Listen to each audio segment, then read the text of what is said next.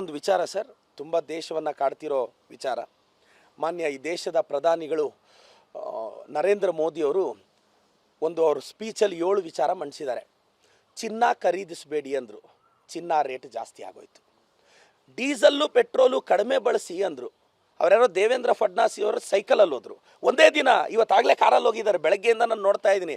ಇವತ್ತು ದೇವೇಂದ್ರ ಫಡ್ನವೀಸ್ ಅವರು ಸೈಕಲಲ್ಲಿ ಹೋಗ್ತಾರೆ, ಕಾರಲ್ಲಿ ಹೋಗ್ತಾರೆ. ಆಗಲೇ ಕಾರು, ಆಗಲೇ ಎಸ್ಕಾರ್ಟು. ನೆನ್ನೆ ಶೋ ಆಫು ಫೋಟೋಗೋಸ್ಕರ ಫೋಟೋಶೂಟ್ಗೆ ಹೋದರು. ಈಗ ಹೇಳ್ತಾ ಇದ್ದಾರೆ ಅವರು, ಅಡುಗೆ ಎಣ್ಣೆಯನ್ನು ಕಡಿಮೆ ಬಳಸಿ ಅಂತಿದ್ದಾರೆ. ಅತಿ ಶೀಘ್ರದಲ್ಲಿ ಅಡುಗೆ ಎಣ್ಣೆ ಕಾಸ್ಟು ಜಾಸ್ತಿ ಆಗುತ್ತೆ. ನ್ಯಾಚುರಲ್ ಫಾರ್ಮಿಂಗ್ ಅಂತಿದ್ದಾರೆ. ಏನು ನ್ಯಾಚುರಲ್ ಫಾರ್ಮಿಂಗ್ ಅಂದರೆ ಫರ್ಟಿಲೈಸರ್ಸ್ನ, ಯೂರಿಯಾನ, ಡೈ ಅಮೋನಿಯಂ ಫಾಸ್ಫೇಟ್ನ, ಪೊಟ್ಯಾಷಿಯನ್ ಅಂದರೆ ಪೊಟ್ಯಾಷ್ನ ಕಡಿಮೆ ಬಳಸೋದು. ಯಾಕೆ ಗೊತ್ತಾ ಸರ್? ಇವತ್ತು ನಿಮ್ಗೆ ಗೊತ್ತಿರಲಿ, ಈ ವರ್ಷ ಒಂದೇ ನಾವು 7 ಮಿಲಿಯನ್ ಟನ್ ಯೂರಿಯಾನ ರಷ್ಯಾದಿಂದ, ಬೇರೆ ಬೇರೆ ಕಂಟ್ರೀಸಿಂದ ಇಂಪೋರ್ಟ್ ಮಾಡ್ಕೊಂಡಿದ್ದೀವಿ. 5.5 ಮಿಲಿಯನ್ ಟನ್ಸ್ ಅಷ್ಟು ಡೈ ಅಮೋನಿಯಂ ಫಾಸ್ಫೇಟ್ನ ಇಂಪೋರ್ಟ್ ಮಾಡ್ಕೊಂಡಿದ್ದೀವಿ. 2.5 ಮಿಲಿಯನ್ನಷ್ಟು ಪೊಟ್ಯಾಷ್ನ ಇಂಪೋರ್ಟ್ ಮಾಡ್ಕೊಂಡಿದ್ದೀವಿ. ನನಗೆ ಗೊತ್ತಿರೋ ಪ್ರಕಾರ ಇವರು ಇಂಪೋರ್ಟ್ ಟ್ಯಾಕ್ಸ್ ಜಾಸ್ತಿ ಮಾಡ್ತಾರೆ, ಲಾಭ ಬರಲಿ ಅಂತ. ಆವಾಗ ರೇಟ್ ಜಾಸ್ತಿ ಆಗುತ್ತೆ, ಇವ್ರ ಸಬ್ಸಿಡಿ ಕಾಸ್ಟ್ ಜಾಸ್ತಿ ಆಗೋಗುತ್ತೆ. ಆಗ ರೈತರು ಹೊಟ್ಟೆ ಮೇಲೆ ಹೊಡೆಯೋದಕ್ಕೆ ಕೇಂದ್ರ ಸರ್ಕಾರ ರೆಡಿಯಾಗಿದೆ. ನೋಡಿ ಯಜಮಾನ್ರೆ, ಎಲ್ಲ ರೈತರಿಗೆ ಹೇಳ್ತೀನಿ, ಫರ್ಟಿಲೈಸರ್ಸ್ ಬೆಳೆ ಅತಿ ಶೀಘ್ರದಲ್ಲೇ ಅದ್ರ ಬೆಲೆ ನೀವು ರೈಸ್ ಮಾಡ್ತಾರೆ. ಎಲ್ಲ ಕರ್ನಾಟಕದ ಗೃಹಿಣಿಯರು, ಅಕ್ಕ ನಾವು 2-2 ಸಾವಿರ ಕೊಡ್ತಿದ್ದೀವಿ, ಈಗ ಇಂದಿರಾ ಕಿಟ್ ಕೊಡ್ತಾ ಇದ್ದೀವಿ ನಾವು. ಇವ್ರೇನು ಮಾಡ್ತಾ ಇದ್ದಾರೆ? ಅಡುಗೆ ಎಣ್ಣೆಯ ಕಾಸ್ಟು ಜಾಸ್ತಿ ಮಾಡ್ತಿದ್ದಾರೆ. ಅಕ್ಕ, ಇದನ್ನೆಲ್ಲ ನೀವು ಮನಸ್ಸಲ್ಲಿ ಇಟ್ಕೋಬೇಕು. ನಿಮ್ಮ ಪರವಾಗಿ ನಮ್ಮ ಕಾಂಗ್ರೆಸ್ ಸರ್ಕಾರ ಇರೋದು. ನಿಮ್ಮ ಪರವಾಗಿ ಪ್ರತಿ ಗೃಹಿಣಿಯ ಯೋಗಕ್ಷೇಮವನ್ನು ಅವ್ರು ಚೆನ್ನಾಗಿರಬೇಕು ಅಂತ ಬಯಸೋದು ನಮ್ಮ ಸರ್ಕಾರ. ಆದರೆ ಅವ್ರು ಪ್ರತಿಯೊಂದು ಕಾಸ್ಟ್ ರೈಸ್ ಮಾಡ್ತಾ ಇದ್ದಾರೆ.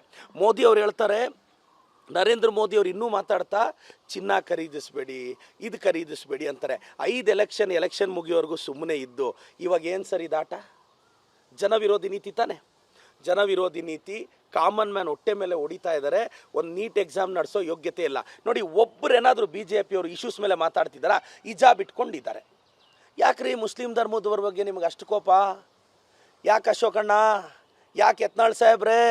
ಏನು ಯತ್ನಾಳ್ ಸಾಹೇಬ್ರೆ, ನಿಮಗೆ ಏನೆಲ್ಲ ಓಪನ್ ಆಗಿದೆಯೋ ಅದೆಲ್ಲ ಮುಚ್ಕೊಳ್ಳಿ ಯತ್ನಾಳ್ ಸಾಹೇಬ್ರೆ, ಅಂದರೆ ನಿಮ್ಮ ಬಾಯಿ ಮುಚ್ಕೊಳ್ಳಿ ಅಂತ 3 ದಿನದಿಂದ ನಮ್ಮ CM ಬಗ್ಗೆ, DCM ಬಗ್ಗೆ ಒಂದು ಹೇಳಿಕೆ ಕೊಟ್ಟರು. ಆ ಹೇಳಿಕೆನ ನಾನು ಖಂಡಿಸ್ತೀನಿ. ಯತ್ನಾಳ್ ಸಾಹೇಬ್ರೆ, ದಯವಿಟ್ಟು ಏನೆಲ್ಲ ಓಪನ್ ಆಗಿದೆಯೋ ಅದೆಲ್ಲ ತಾವು ಕ್ಲೋಸ್ ಮಾಡ್ಕೊತೀರಾ. ಸಹಜವಾಗಿ ನಿಮಗೆ ಬಾಯಿ ಓಪನ್ ಆಗಿರುತ್ತೆ ಅಂತ ಬಯಸ್ತೀನಿ. ಏನೇನೋ ಮಾತಾಡಿದ್ದಾರೆ, ಅಂದರೆ ಸಿದ್ದರಾಮಯ್ಯನವರು, DK ಶಿವಕುಮಾರ್ ಅವರು ಹಾಗೆ ಹೀಗೆ ಅಂತ ಯತ್ನಾಳ್ ಅವರು ಬಾಯಿಗೆ ಲಗಾಮಿಲ್ಲದೆ ಮಾತಾಡಿದ್ದಾರೆ. ದಯವಿಟ್ಟು ಯತ್ನಾಳ್ ಸಾಹೇಬ್ರೆ, ನಿಮ್ಮ ಬಾಯನ್ನು, ನಾಲಿಗೆಯನ್ನು ಸಾಧ್ಯವಾದಷ್ಟು ಹಿಡಿತದಲ್ಲಿ ಇಟ್ಕೊಳ್ಳಿ. ಇವಾಗೇನೋ ಶಾಲ್ ಹಂಚ್ತಾರಂತೆ ಸರ್. ಬಿಜಾಪುರದಲ್ಲಿ ಬಡವ್ರ ಮಕ್ಕಳಿದ್ದಾರೆ ಸರ್, ಟೆಕ್ಸ್ಟ್ ಬುಕ್ಸ್ ಕೊಡಿ ಸರ್, ನೋಟ್ ಬುಕ್ ಕೊಡಿ ಸರ್, ಬಟ್ಟೆ ಕೊಡಿಸಿ ಸರ್. ನಿಮ್ಮ ಶಾಲು ಯಾರಿಗೆ ಬೇಕು ಸರ್? ಬಡ ಮಕ್ಕಳಿಗೆ ಕೊಡಿಸಿ. ಬೇಡ ಸರ್, ಬ್ರಾಹ್ಮಣ ಬಡ ಸಮುದಾಯದ ಅರ್ಚಕರ ಮಕ್ಕಳು ಸ್ಟ್ರಗಲಲ್ಲಿದ್ದಾರೆ, ಅವ್ರಿಗೇನಾದರೂ ಸಹಾಯ ಮಾಡಿ ಸರ್. ಸರ್, ನೀವೆಷ್ಟು ಸಹಾಯ ಮಾಡ್ತೀರೋ ಅದರ ಡಬಲ್ ನಾನು ಸಹಾಯ ಮಾಡ್ತೀನಿ ಸರ್.